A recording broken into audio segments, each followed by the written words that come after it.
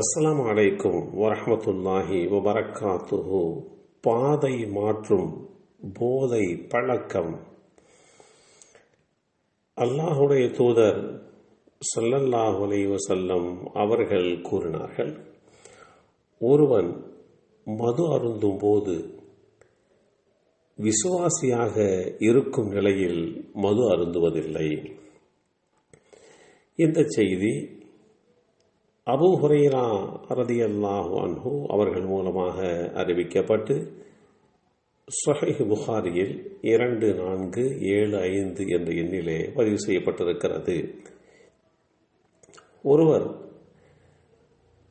இஸ்லாமிய விசுவாசியாக இருப்பதுதான் அந்த மனிதனுக்கு ஏற்றமானது. அப்படி இஸ்லாமிய வாழ்வியலை வாழ்ந்து வரக்கூடிய ஒரு விசுவாசம் கொண்ட நபர் போதை போன்ற பழக்கத்திற்கு ஆளாகின்ற போது அவருடைய விசுவாசம் வெளியேற்றப்பட்டுவிடும். இதைத்தான் அல்லாஹுடைய தூதர் ஸல்லல்லாஹு அலைஹி வஸல்லம் அவர்கள் குறிப்பிடுகிறார்கள்.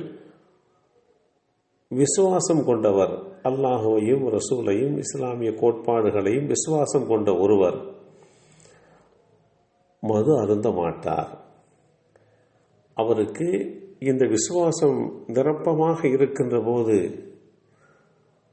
ஒருபோதும் அவர் மதுவை நெருங்க மாட்டார் என்ற அடிப்படையிலே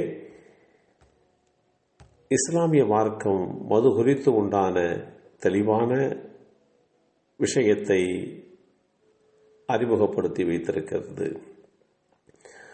உஸ்மான் ரலியல்லாஹு அன்ஹு அவர்கள் கூறினார்கள், பாவங்களுக்கெல்லாம் தாயான மதுவை முற்றிலும் தவிர்த்து கொள்ளுங்கள். ஒரு காலத்தில் ஒரு வணக்கசாலி இருந்தார். அவருக்கு அவருடைய வழக்கசாலி என்கின்ற அந்த நிலைக்கு முரண்பட்ட ஒரு சூழலை அனுபவிக்கக்கூடிய ஒரு நிலைக்கு வருகின்ற போது நல்லவராக இருந்தவர் மது அருந்தியதனுடைய விளைவாக அவர் பொல்லாதவராக ஆக்கப்பட்டார் என்பதோடு மாத்திரமல்லாமல்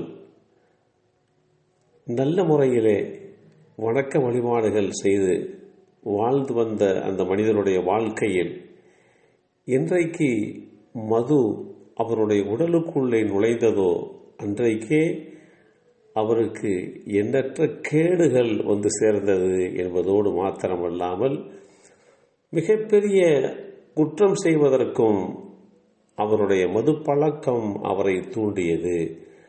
மது அருந்தியதனுடைய விளைவாக மன்னிக்க முடியாத குற்றத்தையே அவர் செய்தார். எனவே அவர் கடுமையாக தண்டிக்கப்பட்டார் என்கின்ற செய்தி ஸஹீஹுன் நஸாயி என்ற நூலிலே 5682 என்ற எண்ணிலே பதிவு செய்யப்பட்டிருக்கிறது. இஸ்லாமிய மார்க்கம் ஒருவர் போதை பழக்கத்திற்கு ஆளாகுவதன் மூலமாக அவர் சந்திக்க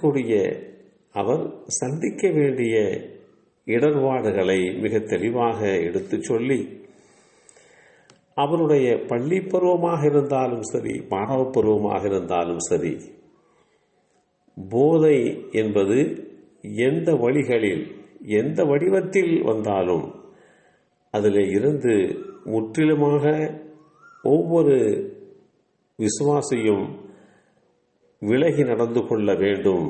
அதுதான் அவருடைய விசுவாசத்திற்கு உண்டான பாதுகாப்பு, அவருடைய ஈமானுக்கு உண்டான பாதுகாப்பு. எப்போது மது என்ற அந்த தடை செய்யப்பட்ட பானம் அவருடைய வயிற்றுக்குள்ளே சென்று விட்டதோ அப்போதே அவர் விசுவாசத்தை இழந்து போய் விடுகிறார் என்கின்ற எச்சரிக்கையையும் இஸ்லாம் நமக்கு தெளிவுபடுத்தி காட்டுகிறது.